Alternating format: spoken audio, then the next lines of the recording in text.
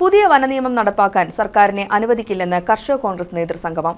പ്രതിപക്ഷ നേതാവ് വി.ഡി. സതീശൻ നയിക്കുന്ന മലയോര ജാഥയ്ക്ക് കോതമംഗലത്ത് നൽകുന്ന സ്വീകരണത്തിൽ 500 കർഷകരെ പങ്കെടുപ്പിക്കുവാനും നേതൃസംഗമം തീരുമാനിച്ചു.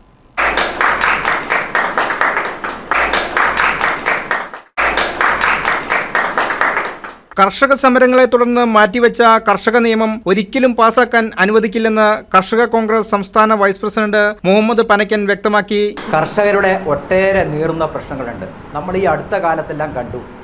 കുട്ടമ്പടിയിൽ ഉരുളന്തണ്ണിയിൽ നമ്മുടെ എൽദോസിനെ കാട്ടാനെ ആക്രമിച്ച് കൊലപ്പെടുത്തി. അങ്ങനെ ഏതാണ്ട് 1000-ഓളം കർഷകർ വന്യമൃഗ ആക്രമണത്തിൽ കൊല്ലപ്പെട്ടിട്ടുണ്ട് ഈ അടുത്ത നാളുകളിൽ.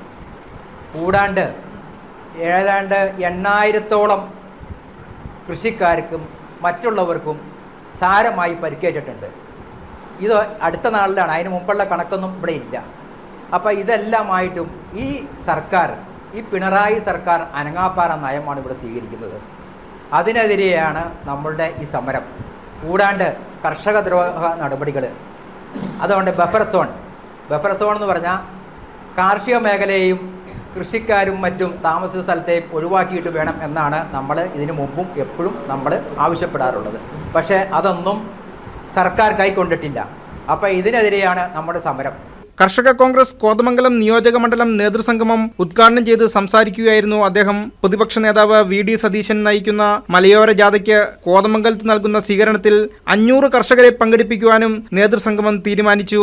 നിയോജക മണ്ഡലം പ്രസിഡന്റ് ജെയിംസ് കോറമ്പേൽ അധ്യക്ഷനായി. നേതാക്കളായ കെ.പി. ബാബു, കെ.ജെ. ജോസഫ്, എം.എസ്. എൽദോസ്, പി.സി. ജോർജ്, കെ.ഇ. കാസിം, പി.എം. സിദ്ദീഖ്, എം.സി. അയ്യപ്പൻ, സി.ജെ. എൽദോസ്, പീറ്റർ മാത്യു, സൽമ അടിവാട്, വർഗീസ് കൊന്നനാൻ, കെ.വി. കുര്യാക്കോസ്, ഏലിയാസ് പുളിക്കക്കുടി, ജോസ് കൈതമന, മാർട്ടിൻ കീഴേമാടൻ, ലിബു തോമസ്, കെ.പി. ജോൺസൺ എന്നിവർ സംസാരിച്ചു.